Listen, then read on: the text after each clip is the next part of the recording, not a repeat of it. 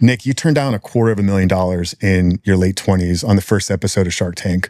Talk to me about that experience, what it taught you early on in entrepreneurship journey, and what it taught you about the confidence that you needed to scale this business. Yeah, so we were on episode 1, season 1 of Shark Tank, and this was before the Sharks became television celebrities. So we kind of went into it a little bit blind, not really knowing what we were getting ourselves into. It was the pilot episode that ended up being the premiere episode.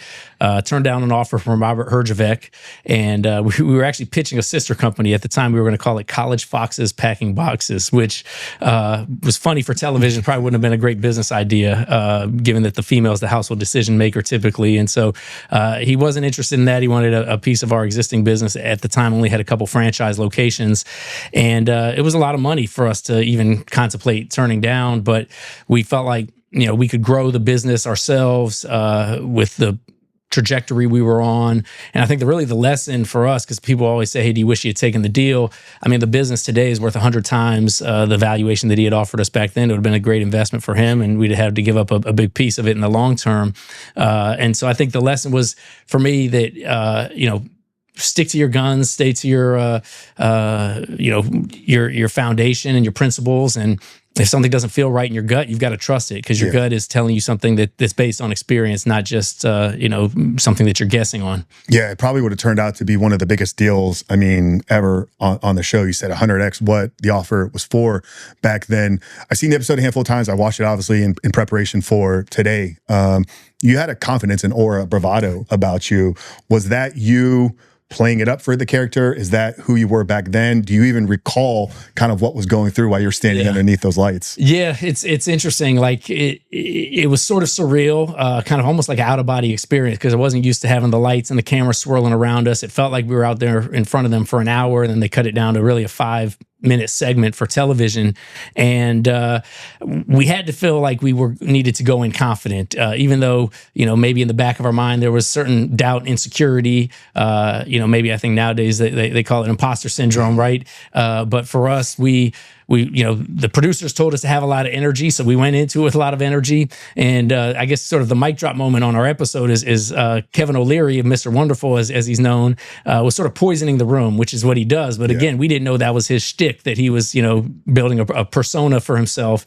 And so when he declared himself out, it didn't come out right. But I said, well, that means you get to stop talking, right? Because I wanted the other sharks to get an opportunity to ask questions. So that made for a great TV moment. But I do think it, again, reinstill the importance of having confidence in what you're building. One of the things I always say to aspiring entrepreneurs or young entrepreneurs is, if you're not going to promote yourself coming out of the gates, who will? Maybe some of your early adopters or friends or family, but you got to be as proud and confident in what it is you're doing more than anybody, and singing it from the mountaintop, and not ashamed to do that. And, there was, like I said, an insecurity of, are we being, chasing publicity or chasing media opportunities, trying to promote or shamelessly promote the business. But at the end of the day, if you're building something that you're confident in and you believe is going to help people, you're doing something for others. You're not doing something to them. And I think that's what was important for us. Maybe we didn't have that in our mind sort of consciously at the time, but I think subconsciously that's what we were approaching it with, was that energy and that conviction that we were building something. We were going to build a brand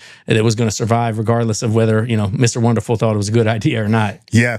Obviously, that show has gone on to, launch so many brands. It's been a global media empire at this point.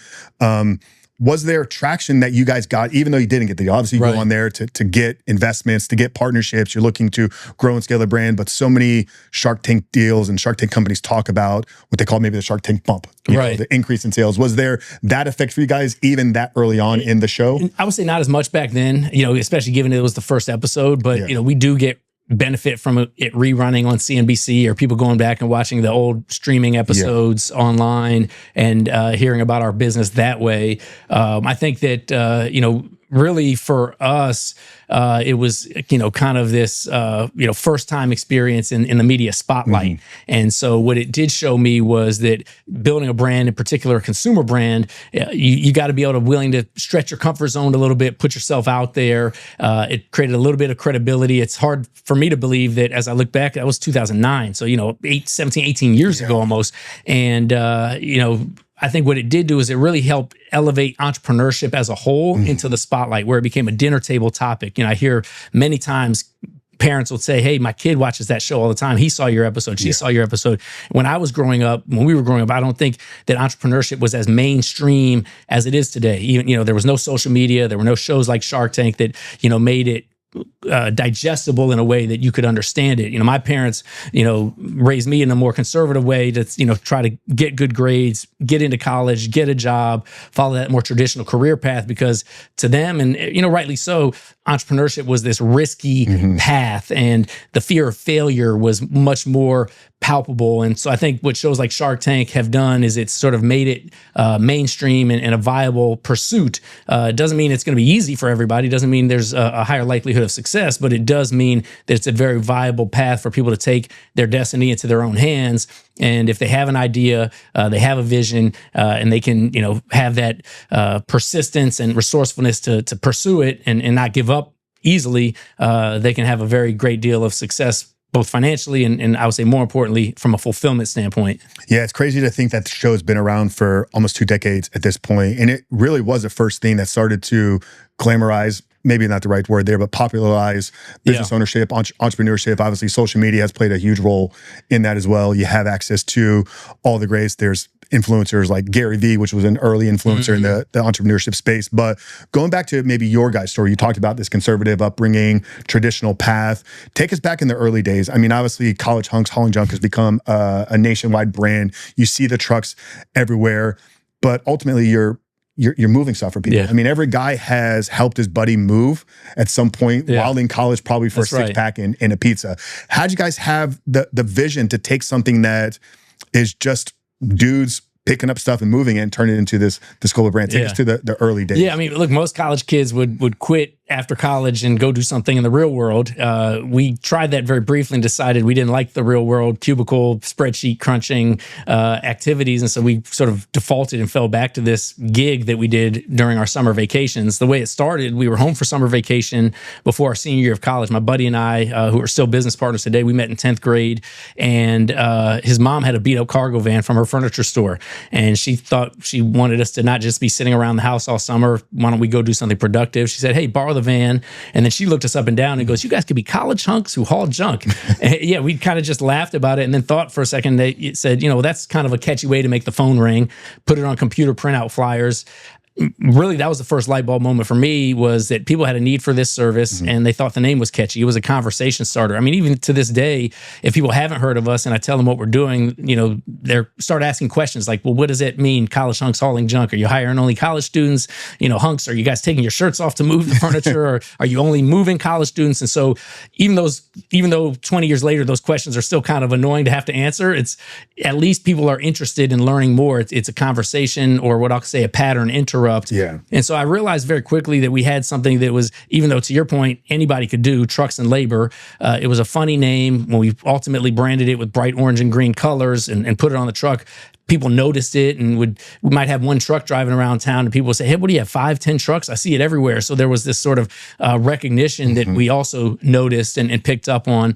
So after we graduated and we sort of dabbled in the real world, I said, very unfulfilled, emailed my buddy and said, hey, what's our timeline for trying to make this business a year-round venture? And he emailed me back, all capital letters, my timeline's right now, exclamation point, let's do this. So we quit our jobs and started this business on a full-time year-round basis. And there was a lot of skepticism. People were raising their eyebrows. You're going to quit your job to haul junk? Well, that was cute when you were in college, but you're going to make that a career? Are you throwing away your degree to start a junk business and move people's furniture? And so we use a lot of that doubt as motivation. I think a lot of people would take that and use it as a deflation, but we use that as a way to try to, pump ourselves up and say, hey, we can picture this brand. We can picture these trucks in other cities. And so that vision got us excited about continuing the efforts. And even though in the early days, the work was extremely hard and exhausting, and there was a lot of learning lessons along the way, I think it kind of kept us energized to try to pursue, to see how big we could make it. And I call it a 20-year overnight success because, here we are, 200 franchises around the country and, 300 million in annual sales, and starting with just a beat up cargo van, it's pretty, kind of eye-opening to even reflect and see, wow, look how far it's come, and hopefully that can be an inspiration for others because it's so relatable and simple. And we didn't invent the next Facebook or the next TikTok. We just took something simple and put a very intentional focus on the brand, the client experience, the team member environment, and that experience. And we actually are very passionate about leadership development, so that's become sort of our cornerstone of how we've developed the platform as a whole. Yeah, you talked about the early doubters. Obviously, anytime you're taking a big risk, there's gonna be people in your life that are not believers in themselves, and they project that onto you. But you mentioned having this vision, being able to see the trucks all across the globe. Talk to us about the importance of clarity. How clear were you back then when it was just the one truck, when it was just a corporate thing? Did you have the clear vision that this is going to be franchised? Speak to the importance of knowing, clearly defining the aim that you're working towards. Yeah, I think it didn't become apparent to me until a few years into the business that distilling a very descriptive vision of the future is very powerful. In the early days, it was just sort of this ambiguous, ambitious component of our mind where, we had the one truck, we had a catchy name, we saw people had a fun reaction to it. So just collectively in conversation, we could say, imagine if we saw these trucks in other cities, imagine if, this business could grow and expand. And we became very avid readers and learners after we started the business, not as much when we were in college or growing up, because, all that stuff in school was sort of theoretical. But now as business owners, we finally had something that we could sort of sink our teeth into from a learning and application standpoint. It's like what we learned in a book or in a conference or on a event, we could then, or mentorship conversation, we could then bring back and try to apply into our business. And so one of the books we read early on was The 7 Habits of Successful People by Stephen Covey. One of those 7 habits is you start with the end in mind. And so to your point, that's where it became clear to us, is like, if we can define what the future looks like as crystal clear as possible in a way that's inspiring to us as founders, in a way that can also create clarity with the people we hire, the people we interact with, then we're all marching towards that specific destination. And I always use the road trip analogy. If you're packing up your bags and loading up a van to drive somewhere, if you don't know where you're going, right, the old cliche, if you don't know where you're going, any road will take you there. You might end up somewhere cool. You might break down on the side of the road. You might drive off a cliff, right? But if you've got a specific destination in mind, and then you reverse engineer to the present, and you have somewhat of a timeline as to when you want to get there, then you can kind of try to create the different coordinates and the guardrails, which ultimately became what I'll say our core values. It kind of kept us from driving into a ditch or driving off the road. And so that framework, I think, really made sense, where we were creating this journey, this destination we were trying to achieve in our mind, and then eventually on paper, and eventually we shared it with others to help them try to become part of the journey. We had team members and eventually franchise owners. And along the way in learning, we learned about the franchise industry as an expansion strategy, and we decided that was going to be the way we would try to expand. I would say we had a little bit of a glamorized view of franchising in those early days. We were probably a little bit naive that in and of itself was a very steep learning curve and long road. Nothing is easy in business. But I think having that destination defined, and also very important for us, because there were 2 of us, making sure that our visions were aligned, where we were trying to get to. It was a shared vision. It wasn't just me wanting to go this way, Omar, my business partner, wanted to go that way. We wanted to go and reach the same destination together. And so even though we might have disagreements or bickerings in between along the way, we still have the same shared values and same vision. I think that's very important for any leader, not just a business owner, to have that alignment with the folks that they're working together on. I'm curious if the naivety or even the youthfulness that you guys had. I mean, you were fresh out of college, right? I'm thinking back in my early 20s. I'm 42 now. This is 2 decades ago. Like my 20s, like I felt unbreakable. Like I felt like I knew everything, right? Looking back, I knew nothing. But you take much bigger risk. Like you don't have as much responsibility. Do you think that guys enabled you early on to get this thing off the ground? Not having a track record of failure, right? A lot of people's identities, when they try things and they're in their 30s and they've had some failures, they begin to hold this identity of this isn't going to work out. Right. What role do you think maybe the youthfulness and just naivety played in the early days of success for you guys? I think our youthfulness was definitely helpful. I think we had a lot of energy. B, we were probably motivated, and I'm not ashamed to say in the early days, more by ego than by purpose. That has evolved over time as I've matured. But also looking at to your point, sort of what I call it, sort of the worst case scenario pathway. Like in my mind, I always said, okay, what's the worst that happens if this business doesn't work out? Worst case, maybe in my situation, I could move back in with my parents, sort of write a business school application essay about what I learned with my failed startup, and go back and learn something else in school and get a job somewhere and try to apply what I learned that way. That's in my mind. I always sort of like put a worst case scenario outcome, but then failure wasn't an option for us either in our mind. Like we weren't willing to accept that outcome, even if it was the worst case and it wasn't, and it was something that we'd be willing to accept. So I think that energy was important. I think, maybe a little bit of naiveness or naivete and thinking that we would be more successful faster. And what I always say as I look back and give myself, hey, what advice would I give myself when I was younger?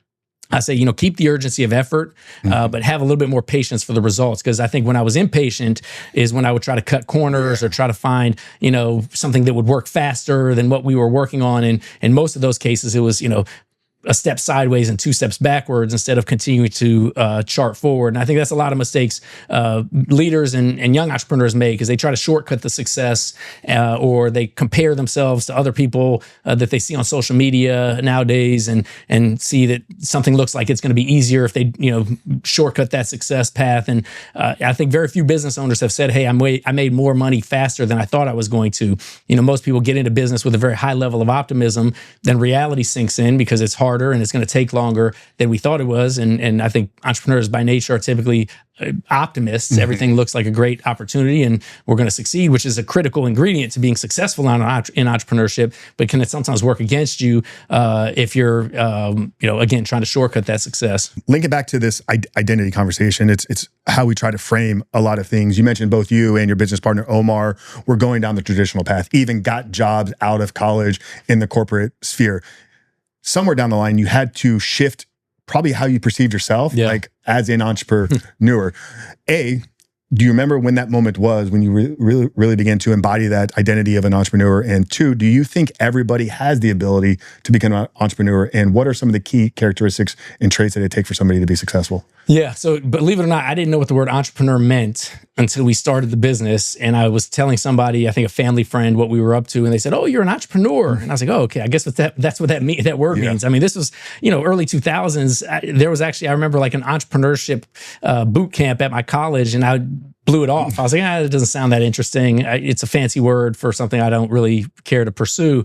But then once I sort of was labeled as an entrepreneur, which is somebody who starts something from nothing and brings value to the world, again, that's when I kind of became an avid learner and started reading books. And when I would read those books, I could identify with what they were talking about. Rich Dad, Poor Dad by Robert Kiyosaki. I read the book and I'm looking at sort of this, employment route versus ownership route. And the employment route seemed, dull and boring and not exciting for me. And the business ownership route seemed exciting. It felt like it was speaking to me. Or I read another book one of our mentors recommended. It's called The E-Myth Revisited by Michael Gerber, kind of an entrepreneurship handbook, really, really simple and straightforward. But it felt like it was written about us, even though it was written about, I think, a woman in a bakery shop, just all the experiences she was having in her early startup and the struggles, were very relevant to what we were going through. And so, for me, once I sort of started identifying, I guess, as an entrepreneur or as a creator or a founder, I can kind of leaned into that and made that part of how can I continue to get better? How can I model the masters and find mentors and find books or find conferences that can, help pour into that skill set? It's like if you pick a sport that you're going to play, you're going to start trying to figure out and surround yourself by other people that play the sport really well, and you're going to coaches that are able to coach it and best practices on the technique that go along with it. And so to your second pointed question, can it be for everybody? I do think there's intangibles that a business owner or an entrepreneur or even an intrapreneur, which is to me somebody that's entrepreneurial within an organization, have, which is sort of this level of optimism, this ability to have vision, this ability to execute in the uncertainty and overcome obstacles, and all of those are pretty intangible. That's just like if you think in the athletics context, a great athlete might be able to run, jump, lift heavy weights, throw a ball really well, but then there's also the technical technique side of it also. And so you've got to be able to hone that craft. And, even the best golfers have a swing coach, or the best, tennis players have a coach. So the player might be a better player than their coach, but their coach is able to, help guide them and hold them accountable, and perhaps point out blind spots that they don't see in themselves, because they might feel the way it's swinging, but then when they watch themselves on tape, or, have the coach kind of help groove their swing a little bit better and more effectively. And then, of course, and there's the mental side of the game as well. So I think all of those things, in some cases are innate, in other cases are learned. I will say entrepreneurship probably is not for everybody. It doesn't mean it's a good thing or a bad thing if it's not for you. It just means that the uncertainty and the persistence required to navigate in that uncertainty may be too much for people to handle. But I think a lot of times those muscles can be stretched as well and developed over time. So I wouldn't discourage people from pursuing something on their own, or in an organization that's a startup, just because they're not sure that they're equipped to do that. Yeah, I think the parallels between high level sports and business entrepreneurship are so similar. The traits and characteristics, the ability to have a clear vision in mind, be willing to do the work when nobody's looking, be willing to bounce back from adversity, be willing to take losses. Yeah, competitive nature as well, I think is huge. You guys were probably early pioneers in building what has now become a multi-billion-dollar industry. Like I said, I mean, going back to my college days, it's like there weren't moving companies. Like when you had to move, you gathered some buddies, and whoever had a pickup truck, or you got a couple of them, maybe rented a U-Haul from the local place. How have you kind of positioned yourself to be the leader here, but also knowing that there's going to be people that model you guys, maybe steal some of your ideas? What's it been like on the competitive side of things? Yeah, I mean, it's look, I feel like people have probably been moving since they invented the wheel and the cart, right? And the horse and buggy. And so it's just kind of an evolved model. In our case, it's, a brand, it's a focus on customer experience. It's leveraging some of the modern technologies to be able to deliver a more streamlined service for the client experience as well. Anybody can go out and get a truck, get a logo, get a website. There were moving companies before we existed. There are plenty of them now. It's a little bit easier, quite frankly, to get into business than it was when we started, because you got things like AI that can just map out a playbook for you from day one. We had to figure out a lot of that on our own through trial and error. But to me, the ocean is big enough for everybody. You know what I mean? In any industry, and so we're not necessarily trying to just compete with people to put them out of business. We're trying to elevate the quality of the industry, elevate client expectations, help educate the consumer that, I think moving personally is a skilled labor. It's a very hard job to do. Every house you show up to, every stairway you're moving furniture down, every hallway you're navigating is different, because every home is different. Every customer emotional state is different when you show up on move day, and in most cases they're in a very stressed emotional state. So for us, I think it's trying to educate the consumer, educate the industry. I never thought of ourselves until more recently as a sort of leader in the industry. I always thought that we were sort of a scrappy startup, and that shifted over the past couple of years, where the business finally caught up to the brand. For a long time, the brand was bigger than the business. When we did shows like Shark Tank or other TV promotions, people would always think we were much bigger than we really were. And then finally the business caught up, and we're getting asked to speak at not just moving industry conferences, but other entrepreneurship and business events as well, to share some of our stories and best practices. And so I take that I don't take that responsibility lightly. I think people were very generous with their time and their information with us. I think some industries are a little bit more close to the chest than others. You look at the HVAC industry, people are just open book about best practices and what works and what doesn't. And I think that all ships rise with the tide. And so it's important to be able to have that abundance mindset versus this scarcity mindset that if you're going to, if I share this with you, you're going to take my idea and do it better than me. I think it was Elon Musk who talked about he pretty much publishes how Tesla does everything. And so it's really about execution. And execution is a differentiator when it's a business that, especially like ours, has low barriers to entry. And again, it's simple but not easy to be able to execute with consistency and be able to do what you say you're going to do on a consistent level when you're in a service business like ours. We're not a subscription business, so people aren't subscribing like Netflix every month paying this subscription fee. So we rely so heavily on repeat business, referral business, our reputation online. And so those are the things that we have to really systemize and reinforce consistently through training, cultural development internally, so that ultimately it can be experienced on the consumer side. Yeah, there obviously was this point for you guys where you had to get out of the day-to-day. I mean, you mentioned early on it was one truck. You and Omar were the labor. I'm sure you were the call center, you were the accounting, you were the operations, you were the sales, the marketing, you were doing everything. And so many early founders, early business owners get stuck in this.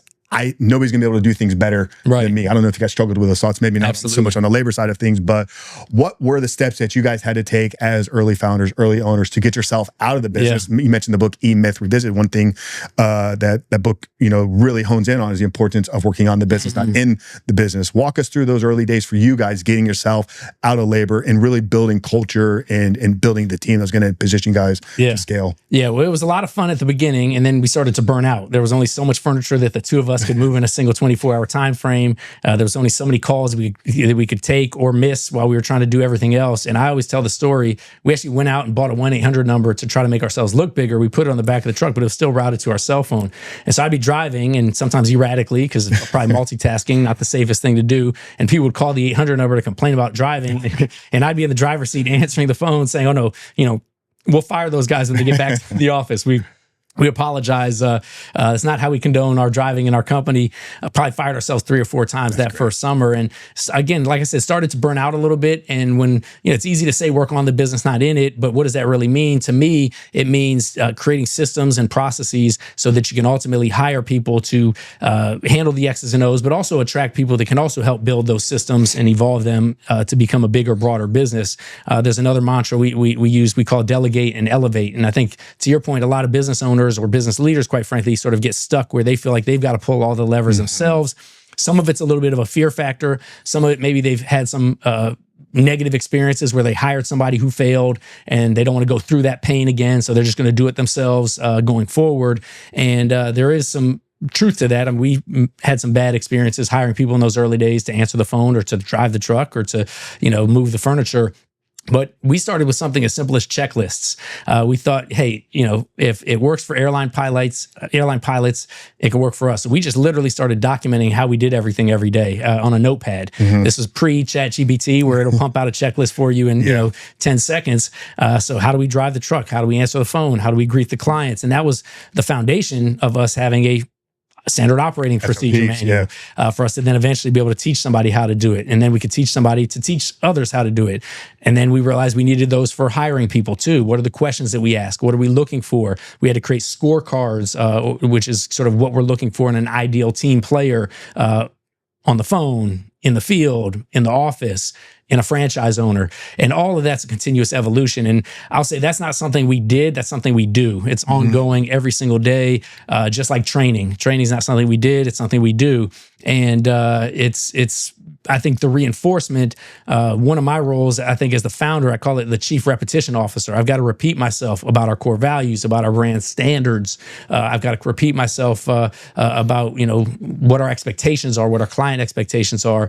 There's a tendency, I think, for business owners to think, hey, I've said it one time, I don't need to say it again, right? If I tell you to show up in uniform and you don't show up in uniform, you're out of here. But people have to hear things 5, 6, 7 times to hear it for the first time. So, as a parent, as a business owner, I realize that I've got to repeat myself. Maybe sometimes I can give it in a different context. I can give it, with a different tone. But at the end of the day, I've got to be able to repeat myself and not feel like, frustrated with that fact. Because, as a leader, you've got a certain standard that you expect from your people. And I think reinforcing that, it becomes part of the DNA. And then I saw an interview with Nick Saban. I think he said, on a good team, the players is holding the the coach is holding the players accountable. On a winning team, the players hold each other accountable. So the goal eventually is to create this environment, this ecosystem or culture where everybody in the organization understands, these are the standards we have here. This is what we accept. This is what we tolerate. You don't raise past your standards, you fall to the standards you tolerate. And so I think, that's an important piece of the equation as well, to be able to remove yourself from the day-to-day of answering the phone or driving the trucks, in our case, or, making the sandwiches or cutting the hair, whatever the case may be. Now, some people might be very happy with a smaller operation and they like being in the day-to-day and doing the technical work, which is perfectly fine. But for us, we had this grand vision, and we knew that the only way to create this grand vision and actually make it happen was to be able to have great people to be able to execute and build it bigger beyond ourselves. Yeah, I love the story of having the 1-800 number routed directly to the cell phone, right? You talked vision here, making the brand appear bigger than it ultimately was at the time. A lot of people will hear act as if, and they'll hear it as a negative thing. Right? It's like you were acting as a bigger organization even back in the early days because you guys knew where you were going. Did you understand it back then, the role that was playing in helping you guys stay clear and true to that vision? I think we were, again, probably a little bit naive to feel insecure about the fake it till you make it or imposter syndrome, which wasn't even, a word that had been coined back then. Some of it was insecurity. I mean, we would walk into a room with these, logos on, and be a room at a Chamber of Commerce meeting. Everybody was in suit and tie, and we stood out, and we realized we could either look at that as something to feel insecure or uncomfortable about, or we could look at that as something to feel proud of, and a way to separate ourselves in the room and create business opportunities for ourselves. And so I think looking at it through that lens allowed it to be a positive and allowed it to create positive momentum and impact as we were building this business, building this brand. I think a lot of people can get sort of caught up in their head or caught up in the worry of how this is going to be perceived or how others are going to think about it. I mean, I've even struggled with that when it comes to social media, hesitating to post something because I'm not sure if people are going to think it's, cringy, or if people are going to think it's, self-promotional. But, I think being willing to put yourself out there is just so critical. And so I've got to, kind of adhere to some of my own things that I preach to others in that regard as well. Yeah, no, I resonate a lot with that. Obviously, I mentioned beforehand, like I built my brand and my company off of helping guys overcome pornography addiction. And back in 2019, like for a guy that had a past as bodybuilding, like I was a fitness persona online. I was like, I got to go and I got to share my struggles and my secrets. And still to this day, 7 years into it, like I have the thoughts behind me. Like, who do you think you are to talk about these things? You build an education company, you build a coaching platform with no real, university level training experience, but we positioned ourselves as one of the best in the world in doing so. But yeah, I think a lot of people need to hear that. Like, you got to just listen to your voice inside, not allow the negative one to hold you back, and just be willing to go where you feel your heart is calling you. Yeah, I think, the willingness to be vulnerable is a really powerful trait within leadership. I mean, the fact of what you built and what you're doing is a shining example of that. I'm a crier. I'm an ugly crier. And I went on another show called Undercover Boss and ugly cried on national television. Obviously a little embarrassing and self-conscious about it, but the feedback that I got from the team, from the franchise owners, from people that hadn't heard about the brand before, was, of course, some of my friends joked and gave me a hard time about it, but that's not the voices I listened to. It was, hey, that was really inspiring, or the fact that you've got this big of a business and you were willing to kind of get emotional about, the stories that you were hearing and things like that is I think stuff that, like you said, can't be hearing that negative self-talk or that self-defeating or self-deflating voice, because it's only going to limit what you're capable of, and obviously the gifts that you have to, bestow on others. So I do think, vulnerability-based leadership is really powerful, within an organization. We've experienced that when we've done exercises with our team where, we ask people to share feedback with one another in a small group setting. What's something that, empowers you or builds you up as a leader, but what's something that you're doing that might be holding you back as a leader? And, being able to, sit sort of, again, open and receiving both positive and, we'll say, constructive feedback in front of a peer group, in front of a group of coworkers, can be very uncomfortable. But willing to do that and then be self-reflective. And doesn't mean you're going to fix everything that's broken, but at least you become more aware of it and acknowledge it and can talk about it. It becomes, something that everybody appreciates within each other, is really, I think, an important piece of leadership. Yeah. And I think more and more in today's world, just with the AI slop and just social media reaching a point where everything feels fake and not real. It's like the authentic vulnerability creates a connection. Like there's a human on the other side of this thing. And I'm sure that's a lot of what you experienced through that experience on Undercover Boss and the feedback that you got from people within the organization. Let's go back to the point where you guys decided to make this decision to go into franchising. Yeah. Obviously, you could have stayed true to corporate. I'm sure it would have scaled, still gotten massively big, maybe not as big as it's grown today. What were you guys wrestling with at that point? Were there any doubts in moving into the franchise model? And how did you guys essentially make that pivot into scaling it from franchise? Yeah, I think like we said before, we got into it a little bit naive and a little bit maybe prematurely. We only had the one location. We had a handful of trucks, but only one successful operating location. And we probably should have pressure tested with a couple other locations, nearby to see all the systems and processes were working. But when we heard about franchising and we heard about this concept of royalties, in our mind, again, naively, we thought, oh, this will be easier. This word royalties, maybe that's passive income. Passive means you don't have to work as hard for it. Well, that was anything, farther from the truth. A lot of times people will come to me and say, hey, I want to franchise my business. Can you help me do it? And I'll sort of spend some time talking with them, making sure they understand what they're getting into, both good, bad, and ugly. A lot of times we didn't realize this either. People don't realize you need 50, 100 franchise locations before that royalty stream, that small percentage you're taking from each location is sufficient to cover the operating overhead to be able to support and sell those locations. And so, we felt like we were grinding our gears, burning out a little bit with that one local operation and said, hey, the franchising path is the way to go. So we started down that path and realized it was a very difficult, heavy, steep climb. It's easier for me to say now that we're on the other side of that and we're almost 200 franchise locations and very, successfully and financially viable. But I think there's the three reasons people will typically want to franchise a business that they have that's a single or couple location operation is, they want to expand it into a broad geographic region, which is what we wanted to do. That's part of our vision. They might have limited resources or limited people, and we had limited, everything. And so, for us to expand this brand and kind of realize our vision of seeing this in multiple markets across the country, franchising was a very viable way for it to do it. It's almost like a micro funding strategy because every time somebody purchases a new franchise, it's a small injection of capital that we can then utilize to continue to, build the foundation and the infrastructure and the systems that'll help support a broader operation.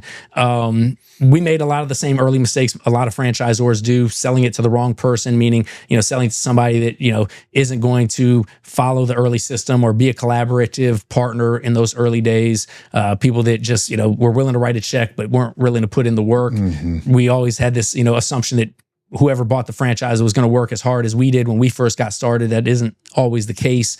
Also with franchising is sometimes it feels like it's this, partnership or employee relationship, but you can't fire the person and you can't really break up very easily from a partnership perspective. So I think having known all that now, I don't know that we would have done things much differently because we're in a great place, but I think just being able to have that pattern recognition ahead of time, or at least that information, would have been useful to us. There's a book one of our mentors, Shelly Sun, wrote called, she's the founder of Bright Star Care. It's a home healthcare franchise, and it's called Grow Smart, Risk Less, and it's kind of like a blueprint on franchising. I wish we had read that in the early days because it really sort of maps out, the landmines and the pitfalls and some of the mistakes that, franchise companies make. I remember, actually, I met Fred DeLuca, the founder of Subway, at a conference, and he would say, hey, a lot of franchisors, they start getting a few franchise fees. They think they're rich because it's the first time they've had, an influx of capital, but then they spend it all too quickly, either on themselves or on, stupid investments for the business that don't ultimately provide a return, and they're not good stewards of that capital when it's coming in. So pretty much like, don't do that. So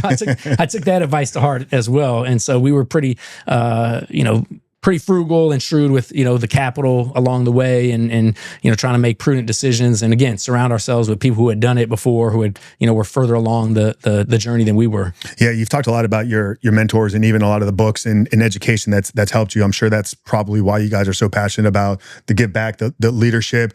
I'm curious with your relationship with Omar. You guys mentioned, I think you mentioned, you grew up high school buddies, maybe early in college. I mean, you guys have built this company side by side with each other. Very difficult to do when you have co-founders. I don't know if it's been a 50-50 split, how all that works out. But were there points where you guys have wrestled with, each other? I'm sure it has come up. And how have you guys maintained the growth, the scale, while not getting at each other's heads? Yeah, that's a great question. And you're right, because a lot of times, business partnerships form out of family or friendships, and ultimately the business or the friendship or both get strained. And we've been very fortunate. I always say the two things that have kept us together is our vision and values have been in alignment. And then we've also been very direct communicators, but we also don't take things personally. So, I think like any good relationship, we don't hold resentments. And this wasn't something we actively or consciously discussed, hey, we're not going to hold resentments. I think it was just sort of natural within us. We are both somewhat conflict avoidant, but we're willing to, fire off an angry text message at each other, but not take it personally. We did have some physical altercations in the early days, believe it or not. You mentioned wrestling with each other. I can remember the first summer we started, we would alternate which of us was on the truck, and sometimes we would hire somebody else to help us those days. And this was still when we were younger, kind of burning the candle at both ends. We'd go out at night partying and wake up early in the morning to go to, do the work. And I remember it was his turn to empty out the truck, and I get up at like 6:30 in the morning. He's still, we'll say, sleeping on the couch. And, I just started punching him to wake him up, and he started punching me back immediately. And in the back of my mind, I was like, all right, this business partnership's not going to work. But literally 2 hours later, he was on the truck doing the work, and I was kind of over it, and we sort of put it behind us. And we haven't had physical altercations since then, but we've had a lot of text message spats and arguments, and usually we just get right back to that vision and values being in alignment. I'll tell a quick story. We actually met in 10th grade, and as the story goes, we met in detention, so we didn't know each other well, but our friends were on the football team at the time. We weren't on the football team. We were in the stands, and we kept, I remember, seeing on ESPN, if there's a big upset, you run on the field to celebrate. Well, our team wasn't very good. Our friends were on the team, and we were pulling off this big upset against a very high school powerhouse in the area.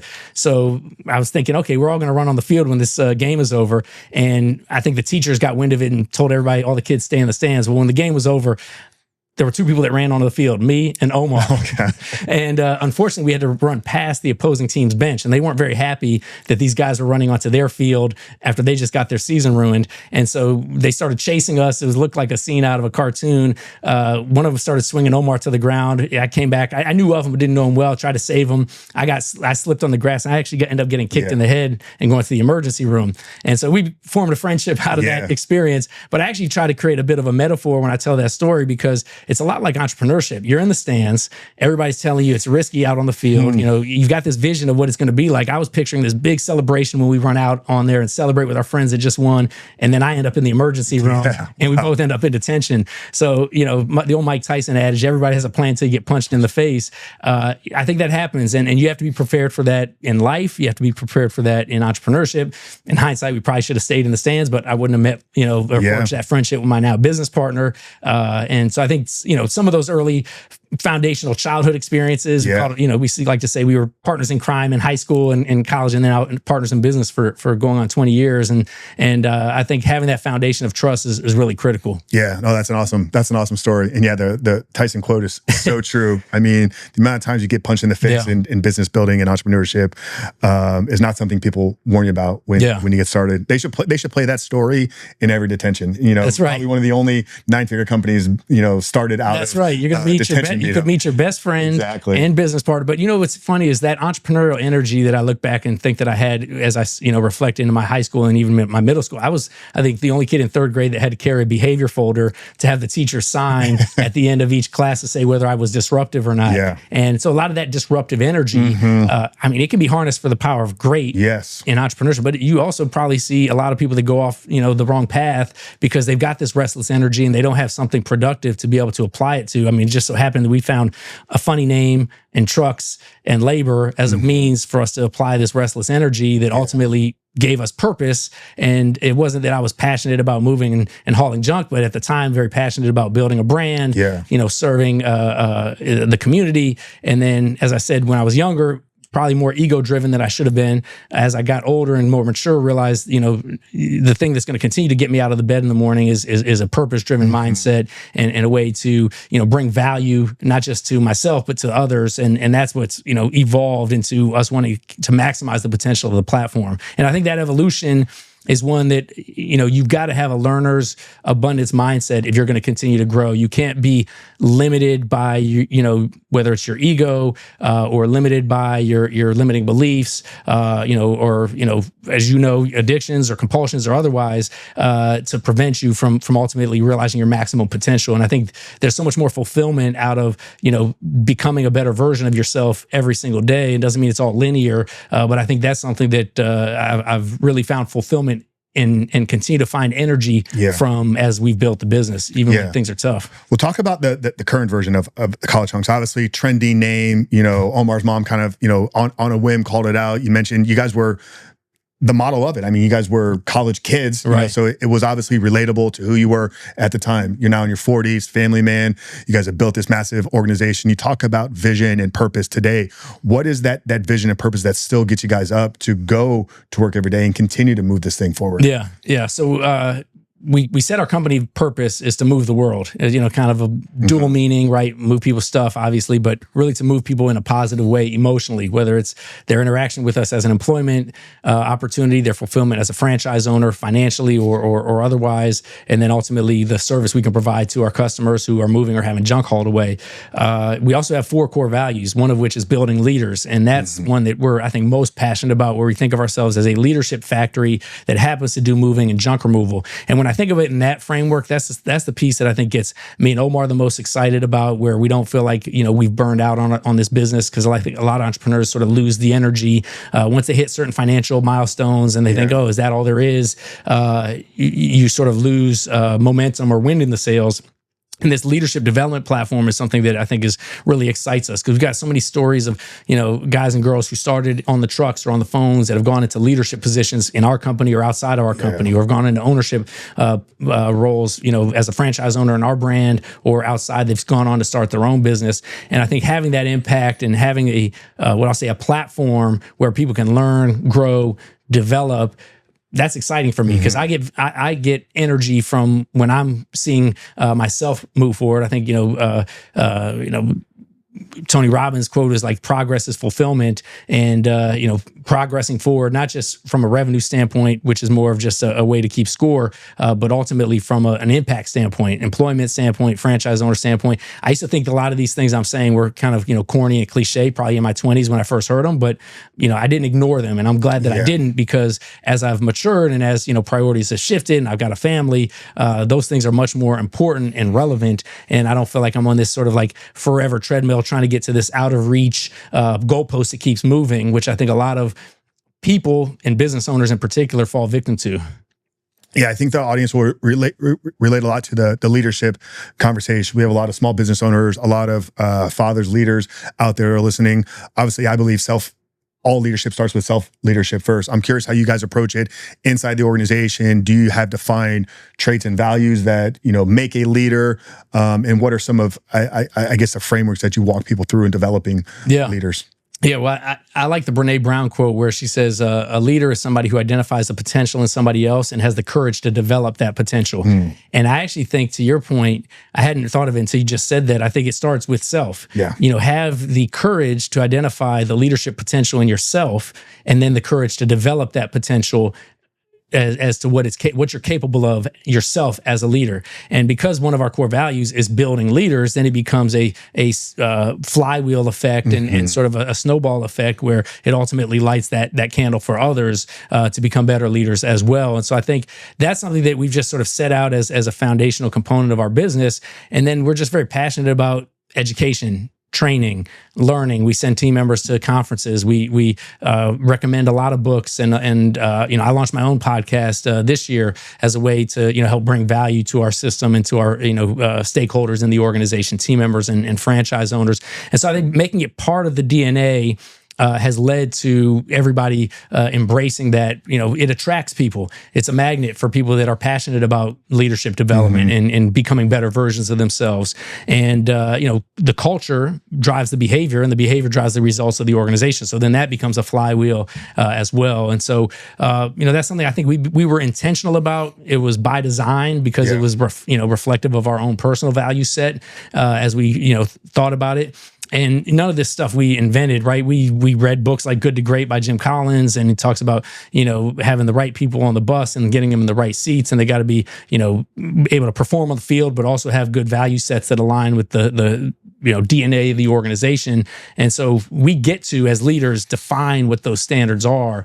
And I think that's a really powerful responsibility that leaders have, is to be able to set those standards and then help people see those opportunities. And not everybody gets it, right? I mean, I'm here preaching about, leadership development and core values. And, there's guys in our organization that they just want to move furniture and collect a paycheck. And that's, that's okay. That's a reality for some folks. But for some people, something clicks and you see them improve, you see them get better, or we get feedback that say, hey, I learned more or got more out of working at that organization than any other school or class or business that I've worked for. And that's where the fulfillment comes in as a founder, to see some of those impacts. Yeah, an organization is going to need all those roles. I mean, essentially a moving company is going to need movers. Not everybody's going to, want to, move up the ranks. I mean, to catch up, but actually one of the analogies I use, and I probably should repeat it more often, is this, a lot of people hear building leaders and they assume, okay, I work for a few months and I get promoted, and building leaders doesn't mean everybody moves up. Yeah. The analogy I use is, to move from the minor leagues of baseball to the major leagues of baseball, two things have to exist. One, you got to be the best of the best of the best minor league player. You can't be an average minor league player and expect to play in the majors. But number two, there's got to be an opening in the majors, right? So somebody could be an all-star minor league player, but there's no opening for that position, so they don't get the call up. And I think that's the expectation I try to set with everybody that comes in, even on the front lines, is, hey, be the best in your role while you're here, whether it's for 3 months, 3 years. Opportunities may or may not present. We can light a path. We have examples of folks who have moved up. And if it's not here, hopefully you'll become a better version of yourself where you can make an impact and do better outside of here. Make your own opportunity. We talked about sports parallels. You mentioned Nick Saban. I mean, how many athletes, how many players have played for Saban, didn't get it to the next level, but who he developed them to be in the 4 years that they were there, positioned them to go on and start their own business. Or and look at his coaching tree, right? I mean, coaches that were assistants with him are now, head coaches in some of the major powerhouses across the country. So he's planted those seeds of leadership that have, spanned well beyond himself. Yeah. I'm sure you guys have tons of stories of people that came up the ranks in the organization, but then went off, like you said, to be franchise owners or maybe start their own thing somewhere else. But it was the foundation was laid working for you guys. Media has obviously been a role in what you guys done. I mean, going back to the early 2000s, the Shark Tank, you mentioned Undercover Boss. Now you're making more an intentional role in developing your own personal brand with the podcast and things like this. Is that a strategic move you guys are making to continue to move the brand forward, seeing all the success that big influencers are having, the Mr. Beast, Logan Paul's, and building billion-dollar brands off the back end of a personal brand? Is that something you guys are strategic and intentional about? Yeah, it's become more of an intentional approach now. And what's funny is, I think I hesitated probably too long. We probably had an opportunity 10, 15 years ago to lean into content creation, to lean into thought leadership a lot more quickly, because we had some mainstream media attention through Shark Tank, Undercover Boss, and the like. And people had heard about our brand and heard about our story. But I actually do think it was that sort of maybe insecurity voice in my head that was saying, people are going to think you're being too promotional, or, people are going to think you're being corny if you're putting up, selfie videos, or you're putting up, educational stuff. I was worried about what sort of like the, call it mid-level associate affiliation circle would think of me. And that was the wrong decision. I've realized very quickly that, people find value in leaders of organizations that are willing to share value. And it took me a while to get there. Even when somebody suggested to me, hey, you ought to have your own podcast. In my mind, I was saying, yeah, the world needs another podcast. Like I need another kid or another business. I'm full. It's full. But then they explained, well, look, I mean, your franchise owners love to hear from you. They get value. You got a great network, not just in your system of successful people that have great stories, but a network outside of your system. So share that story where your franchise owners and your team members could benefit. If it spills beyond that and creates a branding benefit that can attract more franchise owners or clients or great team members, even better. And so I've leaned into it, and I've actually gotten a lot of value. I enjoy doing this because as an ADD mind, it's the most mindful I can possibly be. Yeah. I can't be thinking about checking my phone. I can't be thinking about what I'm going to do for lunch. Like, we're having a conversation, which is very rare for me to do. People will tell me, hey, when Nick's done talking to you because his eyes glaze over because I'm thinking about what's next, or I'm thinking about, something else I got to do. So being very mindfully present, either as a guest on a podcast or hosting my own, I think has been something I've actually unexpectedly really enjoyed. But then I've gotten great feedback from it. And so, I think to your point, whether it's Gary Vee, who was one of the very first to really do it and preach the importance of it, or, Mr. Beast on a mainstream, mega scale, I think people do business with people. And so I think leaders that are willing to put themselves out there and share their stories and share their vision and values are going to help inspire and also attract. Yeah, the value of the uninterrupted, focused, present conversation, I think, is so underrepresented and misstated. I remember it was in 2023. I was a couple years into the podcast. I recorded a solo episode for the first one of the year, and it was like 10 things to make the year the best year ever. And like one of them was everybody should be intentional and sit down and have a podcast style conversation. Maybe don't record it. Right. Maybe don't publish it to the world, but sit down without your phones and spend 30 minutes to an hour talking to another person. Yeah. Just the value that comes out of that, right? Yeah. My phone's rung multiple times. I've just had to ignore it because we're here. Like, this is so understated. Dude, I did a podcast episode with my sister on National Sibling Day. We released it, and she's 18 months older than me. And it was, I think, only a 45-minute episode, but it felt like, even though, yes, there's a microphone and cameras, like, it felt like the most focused conversation I think I had with her in 40 years, because a lot of it's, okay, I'm on the phone, but then something pops up and I'm checking a text, or, we're at a family reunion and there's other kids running around and stuff like that. So to your point, there's value in that uninterrupted conversation. I never thought of it in that framework you just put it, which I think is a great recommendation. People should do that. I'm going to try to attempt that, outside of my podcast, because I think that's a great way to get to know somebody, be very present, and improve your listening skills, because listening is one of the most critical components of leadership. And, for me, like I said, the ADD mind, it doesn't come very naturally. Yeah. I think couples should do it as well. We're intentional about date night, leave the phones in the car and just be present with each other. Last bit here, we'll wrap it up in the last few questions here. I just want to talk to you or bring up the idea of AI. Obviously, it's huge. It's changing industries, changing businesses. So many people are having to pivot. What are you guys doing to maybe get in the forefront of AI? How do you see it playing a role in the things that you're doing? And just anything you can speak to here. So, like everybody, I think I have a little bit of AI FOMO. I'm fear of missing every, tool, technique. Every time I see a new use case, I'm like, oh, why aren't we doing this? I'm sending it to my team. A lot of it has just already sort of infiltrated our day-to-day usage, right? People just defaulting to ChatGPT or Gemini to get a quick, reference or quick draft of something they're working on. And so as a tool, if we think of it that way, it's just like when the iPhone came out, or it's just like when the internet, evolved, right? For those who are young enough to remember, it's a new tool, but it's going to be way more transformational than any of us can really truly imagine.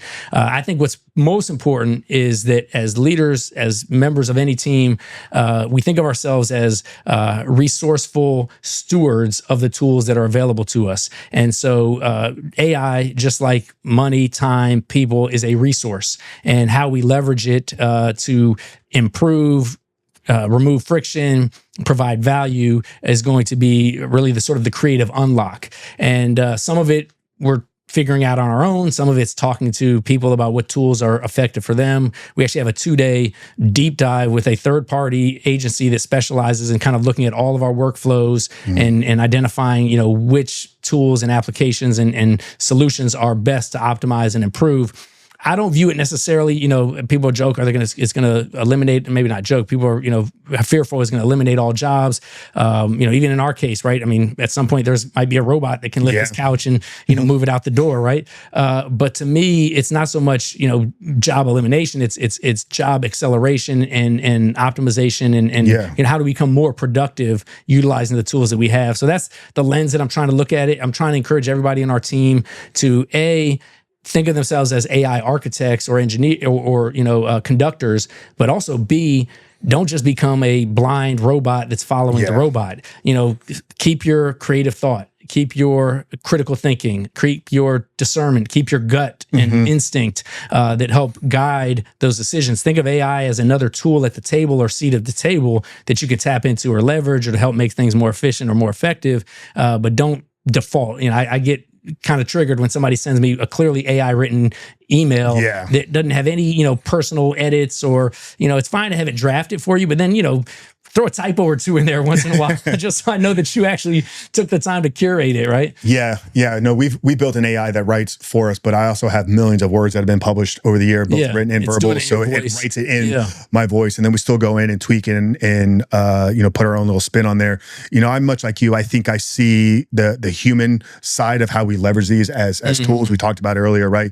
People craving, human authenticity, people craving real connection and I think in-person stuff. It's already on a rise. People wanting to do things in community. You're seeing a massive rise in kind of that side of businesses being built. So much like you, it'll be tools that we use to optimize and improve on things, but our core business is always going to be people as well. So let's talk about your book here real quick. Effortless Entrepreneur, you handed me a copy when you walked in. Work smart, play hard, make millions. What's it about? Who's it for? Obviously, entrepreneurs. Where can guys get a copy? Where can they connect with you socially, online, and in the podcast? And we'll wrap this conversation up. Yes, connect with me on nickfriedman.com. It's got all my social media links on there, or at Nick Friedman, the number one for Instagram. I'm on LinkedIn as well. Effortless Entrepreneur. So funny enough, we were at a conference. This was about 15 years ago. And the speaker of the conference said, anybody who's ever written a book always says they wish they did it 10 years ago. And so we went to the bar, and my business partner and I were sitting there, and we were like, I guess we got to write a book. And we're like, oh, what should we write it about? And so we said, well, why don't we write it what we wish we knew in high school and college that we now know, being a few years into the business. And I will say that I reread it recently. I'll say 90% of it's still relevant. We wrote it, we were in our 20s. We were single bachelors. The 4-hour work week had just come out. So I think we wrote it with a little bit of an edge, thinking we could be like the next Tim Ferriss, and it didn't take off like that. But it is a very relevant playbook, especially for early startup stage entrepreneurs, young entrepreneurs, to kind of get a framework for both mindset as well as tactical ways to execute and work on a business. So I would recommend it for anybody that's in business, recently started, thinking about starting, or if you know somebody in high school or college that you think could benefit. Because again, this very relatable story. It actually starts with our Shark Tank experience, kind of how you started the podcast. And then the other thing, we're actually working on a second book. I can't give too much info about it today. I never thought I was going to work on a second book, but my business partner convinced me to work on it. And it's sort of, this framework or concept of leveraging not just AI and IQ and empathy, emotional quotient, but being able to assimilate and assemble all of those tools collectively. And so I think that's something that's going to be very powerful, very important on a go forward basis. Amazing. Sounds awesome. We'll have to have you back on when that one's out and help you get it out there, guys. Effortless Entrepreneur, nickfriedman.com. You can get the book on Amazon. Nick, we love to end the show here with the same question for everybody. The title of our podcast is called The Superhuman Life, and we're really designed to help people find the purpose that's living inside of them and give them a pathway to start to share it with the world. So when it comes to leadership, legacy building, entrepreneurship, all the things we've discussed here today, how would you, Nick, define living a superhuman life? One of my favorite quotes, which I'll embrace and adopt, is a speaker I saw, Kevin Brown, and he talked about actually being a hero and being a superhero is not ordinary people doing heroic things. It's the fact that there's a hero within all of us, and we're choosing not to be ordinary. And I think that's really the powerful piece there is choose not to be ordinary, choose to utilize the God-given gifts that you've been bestowed, choose to continue to develop and evolve those gifts. No matter what stage you are, you may be, the best you've ever been, but the worst you'll ever be, because tomorrow you're going to get a little bit better. So I think that's really what being a superhero is all about. And then hopefully being able to pour that into others as well, to help them identify and develop those gifts for themselves. Yeah, love it. Guys, you heard it here. Do not be ordinary. There's something special living inside of you. Find a way to share it with the world. But for Nick Friedman, the founder, co-founder of College Hunks, check him out. If you need help moving, obviously the green and orange is the way to go. Pick up a book of Effortless Entrepreneur on Amazon, nickfriedman.com. We'll have all his links plugged down there in the show notes. If you got value out of this conversation, continue to help us supporting this. Make sure to rate, review, but more importantly, share this episode with at least one person. We love you guys. We'll see you in the next one.